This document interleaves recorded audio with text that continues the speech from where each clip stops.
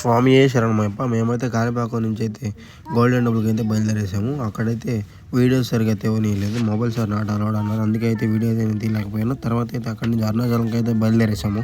మేమైతే bus parking దగ్గర నుంచి అయితే ఆటో అయితే మాట్లాడుకున్నాము. పర్ పర్సన్కి అయితే 30 రూపీస్ అయితే తీసుకున్నారు. గుడి దగ్గర అయితే దింపేశారు.